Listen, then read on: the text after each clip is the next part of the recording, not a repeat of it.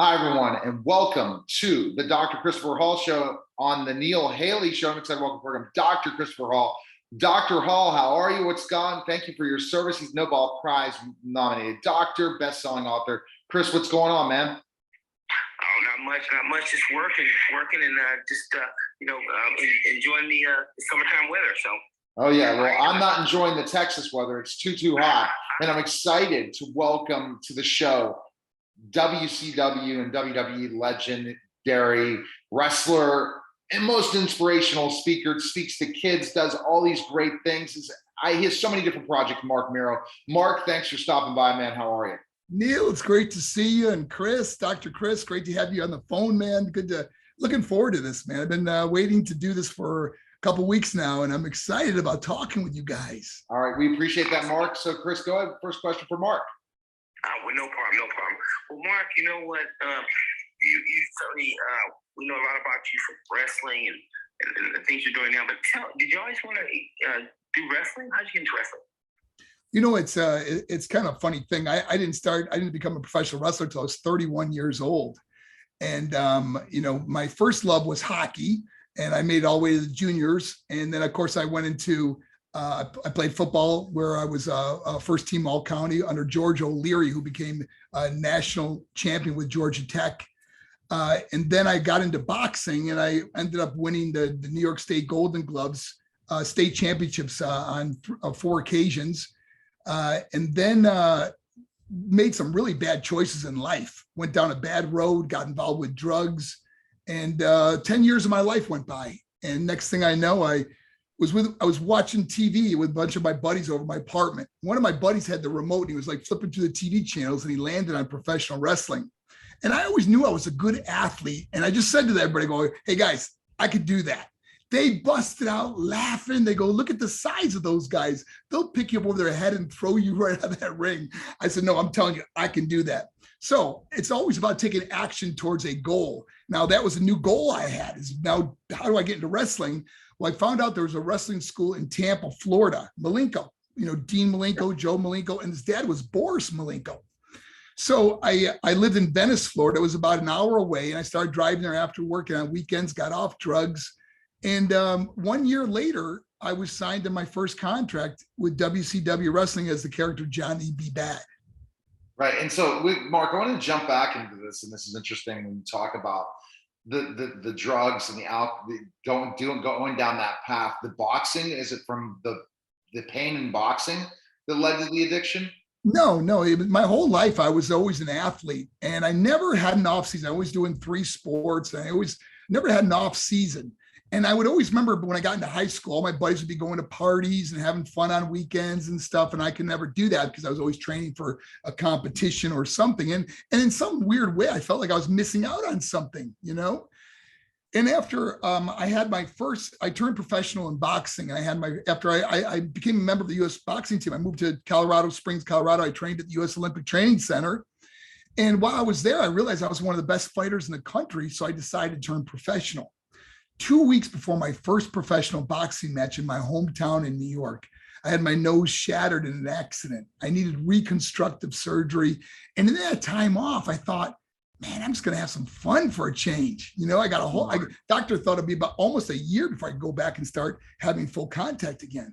So in that time was the first time I started really going to parties and having fun. And next thing I know, drinking, and that led to drugs. And next thing I'm drunk and high, and I got addicted to cocaine, and then spent 10 years of my life in addiction, but always knowing I missed out on all these sports I was so proficient at.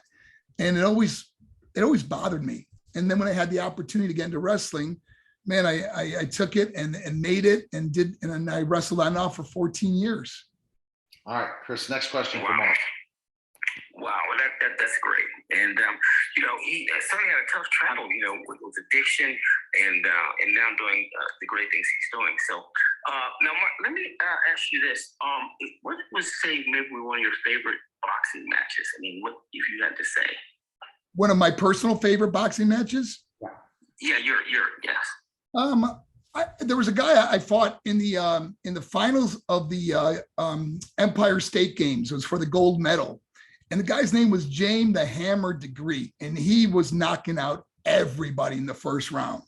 And everyone, this was when I was very young in my career. And everyone thought that, that this guy's going to knock me out. And I just wanted to prove everybody wrong. And I ended up beating him and winning the gold medal in the Empire State Game. So that's one that always sticks out in my mind. It wasn't the most devastating fight, but it was the one that had so much pressure on me going in, because he claimed he was going to knock me out like everybody else in the first round. And I destroyed him, man. I came out there, I was just too strong for him. And I had incredible wind. My endurance was incredible. So I just demolished him in the third round. Now, Mark, when you talk about specifically enough the boxing and wrestling, which one do you think took more pain towards head injuries, boxing or wrestling? I would say wrestling. I in boxing, I really didn't get hit a lot, or I never been knocked out or knocked down.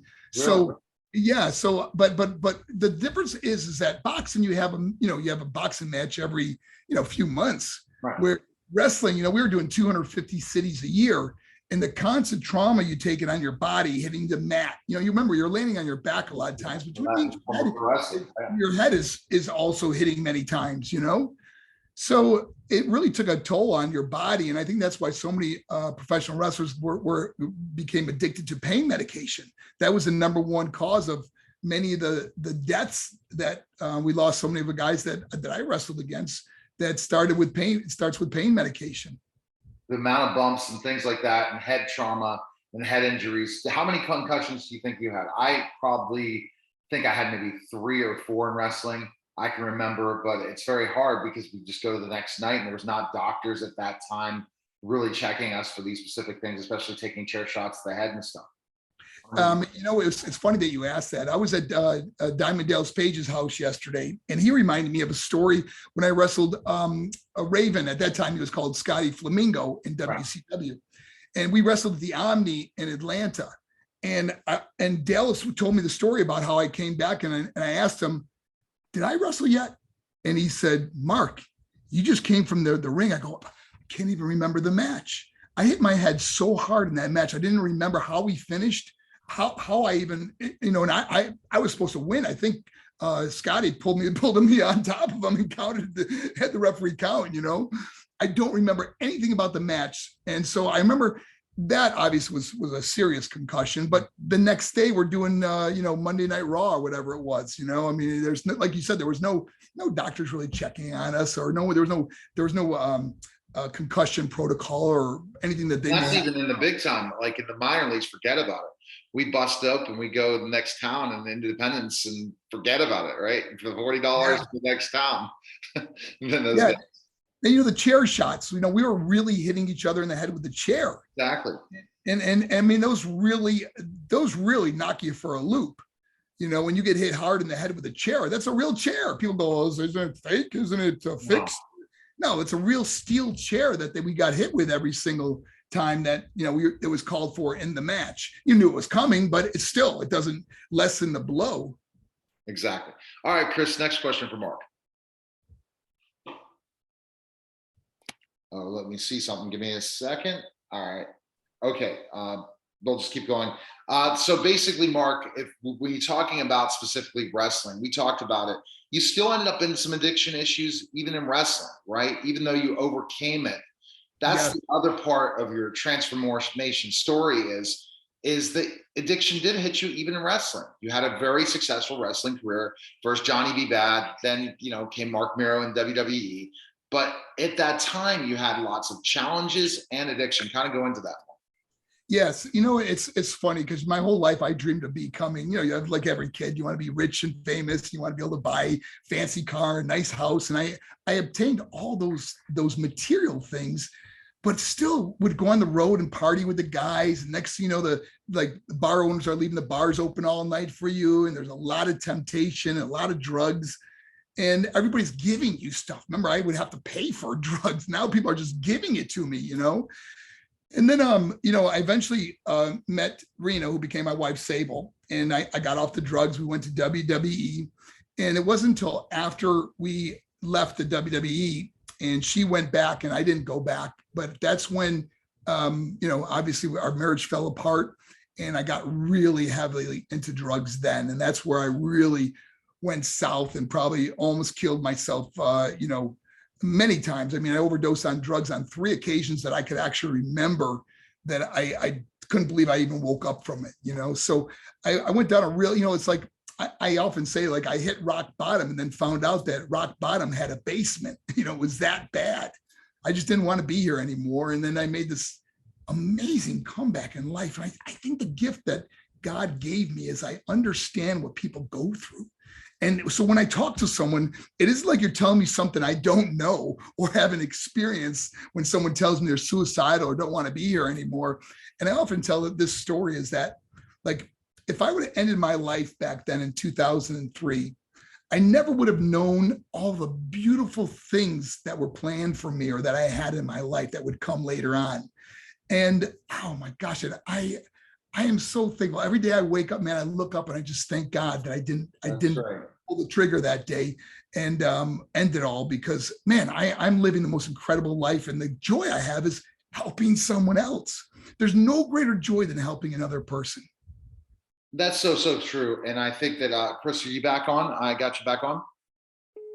I guess somehow I was having technical difficulties, no worries.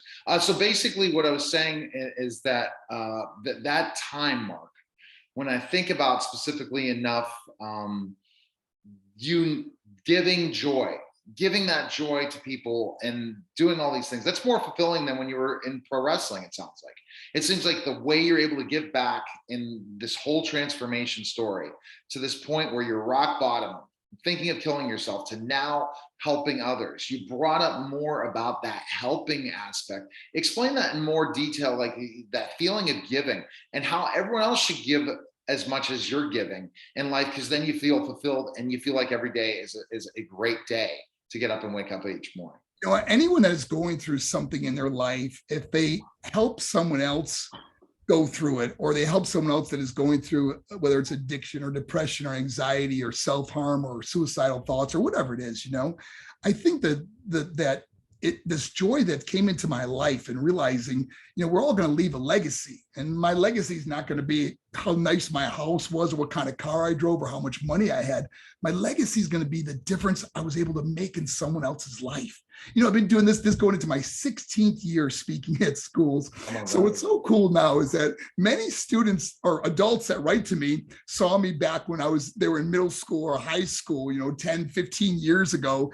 And now they have their own business, they're a professional athlete, they have a record deal, and they attribute the day I came to their schools, the day that changed or saved their life. And I get letters like that almost every day. Now, see, that's the thing. I remember when you first started doing this, and I had you on back in that time. Now we're sitting here now today, 15 years later, and then you made it through the COVID thing, figuring out changes and transforming how you would do speaking. Now you're back speaking at schools again. I just see these videos and they're so transforming because of kids that are being bullied. And it was when the first time I talked to you did a radio interview with you, and then I had you back on a couple years before. The thing, Mark, that makes me feel is that kids are being bullied every day, and you're here for them. You truly are here for them. And you had that one viral video that changed everything even more to transform what you're doing. But it's all about helping. And then every time you're sharing that inspiration to people, and the kids just know you truly are there for them. You truly want to help them, and you're staying for all of them. It's got to feel so joyful, but it also has to be so transforming that you have saved kids' lives. You have saved so many people's lives when you are going to take your own life. And that's back to what I said, is I never would have known all the beautiful things that would have came in my life. And especially when I get a letter from a kid that said, you changed or you saved my life, there's no greater joy. And it's like, up until the pandemic came, we averaged 230 events a year after year. Oh, and deal is when I retired from wrestling and my last match was over in Europe, in England. And I remember flying home thinking, I never got to travel again. I could just stay home. I'm tired. And next thing you know, I'm right back out there. And like I said, this will be my 16th year. Now, what happened was when the pandemic came, obviously we couldn't speak at schools anymore. So we had almost 2 years off of presenting. We were doing viral presentations, virtual presentations. Yeah. And obviously it's never the same because, being in front of the kids and then getting to meet kids after, you never know when a kid needs a hug or a high five or a kind word or something that you're right there sharing with them. So now we're back in schools and our September schedule is just crazy already, man. So we're booking schools all over the country. And, it's crazy. Just before the pandemic, we were in Guatemala. We spoke in Russia, presented at schools over in Russia, we go to United States and Canada, and we'll be back up averaging quite a few events this coming school year, providing that we don't have any more problems with, pandemic and monkeypox and all the other. Right. Were you able to kind of change your business model in a way to be able that they were interested in the virtual end of speaking to kids? How did you do these virtual events that you keep doing and going to the schools too? Well, we built a studio for this. I have a studio. I'm at my home right now. This is where I do my podcast, but I have another room that I have a studio where I could stand up and have green screen and everything else where I can do a virtual presentation.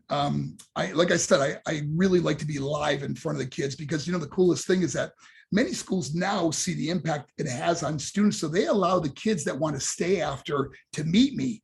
And it's funny because when I speak to an auditorium full of kids, it's like almost every kid wants to meet me or talk to me, or so the kids are all lined up, and it's just crazy. And obviously I don't have a lot of time with each kid, but I will share with them if they start telling me a pretty in-depth story. I go, I do want to hear this, but please, I want you to email me or write to me, direct message me on social media, and I will get back to you because, there's so many kids that obviously you've got to, be there for. And many kids that come up to me are crying or, they're hugging their friend or, they all have a story. We all have a story. So Mark, you've grown and expand this. Social media, first the viral stuff with YouTube. Now we're seeing you out in social media going viral in so many other places. Where do you go? Where are you going next? Because I think that you spoke to kids and you want to continue that market. But I think that Mark, especially being next to Mr. Entrepreneur himself, which DDP is just freaking amazing. What he's been able to do with DDP Yoga and then expanding it more and more. I'm sure having you two in the same room together, having lunch or breakfast or dinner together or working out together, the ideas start flowing, don't they?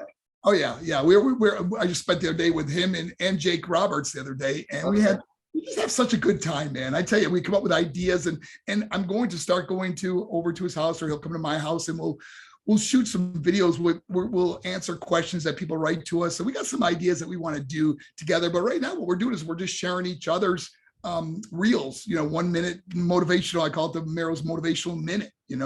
Because I realize that people don't have a lot of attention span. You don't want to do like a 15-minute thing where people are going to go, oh my gosh, I can't listen to all this right now. But when you put something together that's only 30 seconds to a minute, anybody can watch it. So it's doing really well, and people are starting to share, and we're getting more and more people that follow us and then share the media, the things that help other people. But every single day, I get someone that says, I needed to hear this today. This one saved me or changed me or whatever it would be. And Dale's DDP, the same thing. He's saying the same thing, that how many times that he gets these same messages that I'm getting. So you're both on doing those inspirational messages. So are there projects in the works with you in Dallas, or that you can't say yet? You know what? We're definitely going to do something together. We're just trying to come up with the right. We're so busy, both of us, and especially when school starts. Man, I'm on the road all the time, and Dale's got so many irons in the fire of all, his acting career and a lot of things, his speaking career. That's another thing that I did over the summer was I did some corporate events, which was really fun to do because I'm always around students, but when I spoke at the corporate events, I couldn't believe the reaction of adults. And I use this, Neil, and it's very important, is that as adults, we tend to become complacent in life. One day becomes the next. And we say things like, I wish I would have, or I wish I could have, or we say things like, those were the days. Right. I'm here to tell you, these are the days. These are the days we learn from past mistakes. We grow in grace and knowledge. We can accomplish anything we set our minds to. You want to write a book? It's so easy to write a book now. You want to start a business? There's so many things that we have opportunities now that we can do, but I don't want to look back on my life and say, why didn't I at least try? Neil, I'm never going to retire. I'm just going to refire. And that's did you put that quote? I'm going to refire. Is that on one of your quotes? It is. I'm not going to retire. I'm going to refire. And because I think when we stop dreaming, we stop living. Like Neil, I don't want to say those were the days, because it's almost saying like my best days have already passed me. I believe that the rest of my life will be the best of my life. My best years are ahead of me. And I'm so excited about pursuing this. And every day, because every day, like you'll see, I don't know if you've seen some of my motivational videos that I'm doing. Yeah, I'm walking the dog. I'm in my backyard, you know, I'm home. It's so much fun. And I come up with an idea or something. I walk the dog. I'll just hold the phone up in the air. And, my dog's over there pooping or peeing or something. And I'm doing some motivational. I showed Dallas one the other day that I actually showed. It was a video that I made. And I said, Dallas, I'm going to show you the outtake of this video, one that I did not share. Okay. And it's me talking. And I go over and I go, hey, this is Mark. I'm walking my dog, Rocco. And there's Rocco squatting down, taking a big old dump. And I said, okay, I'm not going to be using this one. Go, just got to keep rolling. Yeah, we got a kick out of it and had a good laugh together. Right. And so do you see yourself doing more and more corporate, or is the kids just the thing that's really always going to be your thing? School, obviously, my focus is on the kids. I mean, the cool thing about the corporate thing is obviously that it's financially, it's much better, and it helps structure the money for many of the schools that we do. Many schools don't have any money, and it's very difficult. And, flights have gone up 35%. Rental cars have almost doubled. Hotels, everything is so expensive now to travel. And there's so many less flights. Thank goodness I live in Atlanta, where it's one of the biggest hubs, but to get in and out of places has been a little more difficult. So we got our challenges ahead of us, but the corporate has helped us, and our sponsor, we got a couple wonderful sponsors, Comulus Communications, and Soper, Dave Soper, who does consulting. He has really helped us out a lot. It just got hard for kids. It's not even like they even want us to promote their company. They just want to help us. Want to help kids. It's a great, great message, because you're helping and saving people's lives. I'm waiting for, you probably the next step for you, as my ideation is going with kids, is that this ultimately you should end up with the president talking about how you're here to fight bullying. This is the thing that you can do, is you're being that inspiring person. The next step is for you to take this even further, not just from school to school, but a way to really decrease bullying, increase helping these kids that are cutting themselves, suicide prevention, all these things you are doing every time you do your events and changing lives.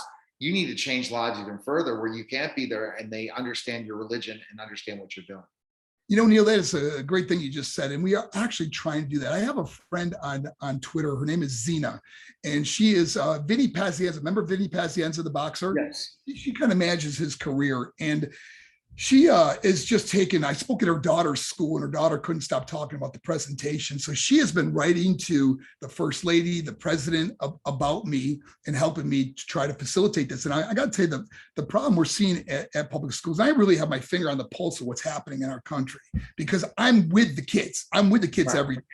They write to me, they open up to me, they talk to me, they share with me. And one of the problems we have is, we have counselors at school that really, that many of them are great counselors. They help the kids, and then they help them facilitate maybe what college they're going to or what classes to take and so on. They do help with some bullying and so on, But the problem we have, Neil, is we don't have mental health specialists. We might have one for a whole district, and it takes weeks and weeks before a student could actually get in front of them. And when you have a kid that's suicidal or self-harming or depressed beyond belief, that you need to get these kids help right away. Totally. And that's one of the problems we have. I mean, we're giving so much money to other places in our country and all the world, and we don't put enough money into our own education. Many of the classes these kids take, they will never even use. Why are we not teaching kids about finance and about mental health, how they can get through some of the stuff? And another thing is I'm seeing so many kids on medication today.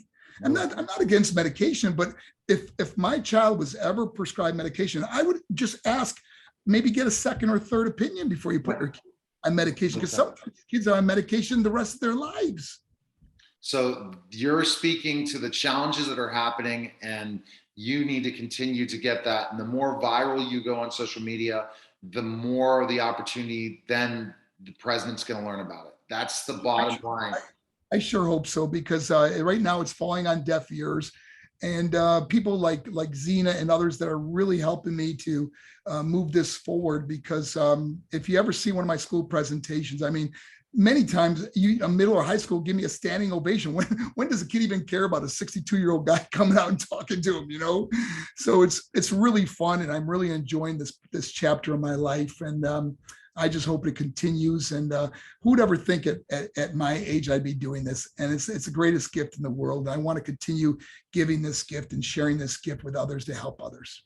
All right. So where can people go, Mark, to find out information on you right now? Well, our website is probably the best place, which is Think, THINK, Pause, which is POZ as in zebra, thinkpause.org, thinkpause.org. And you can see videos on me. You can schedule me that way. You'll get answered right away if you write to us. Someone will get in touch with you. So we hope to get obviously continue booking throughout the year. We got September almost completely filled now. Now we're starting to work on October. And as we get closer to the summer ending, I'm sure we're gonna get a lot more scheduled events. All right. So, and you're thinking that more and more in person. Bookmark today. Your shows, as I remember when you first talked about it, it's like going to a WWE event, right? You're not going to get. I have a multimedia presentation, so as I'm talking, things are happening behind me on the big screen. You know, where I lived and grew up, and pictures of me younger, and different things I experienced in my life. But the other thing I want to say, Neil, is that anyone that is listening to this podcast can also find me on Twitter, Instagram, Facebook, TikTok. Just type in my name, you'll find me very easily. But that's where we're putting up these 1 minute Mero's motivational minute, and you can hashtag that Mero's motivational minute. You'll find me in the different social media outlets. Your podcast? Tell us about your podcast? I don't have a podcast. I go on other people's podcasts. Oh, I thought you had a podcast. No. Podcast. I have incredible friends like you, Neil, that allow me on their podcast. I just at this time don't have a time to do a podcast every week but it's fun to go on other people's podcasts, because it's usually a half hour, an hour. Yeah, that's good. That's good. You go and do that. You're right. That's time. Yeah. That's time. There's a lot more work involved than your own podcast. Got it. Well, appreciate it, Mark. Thanks again for stopping by, and take care. Neil, always great to see you, man. God bless you. And yeah, take care. I'd say bye. Bye-bye.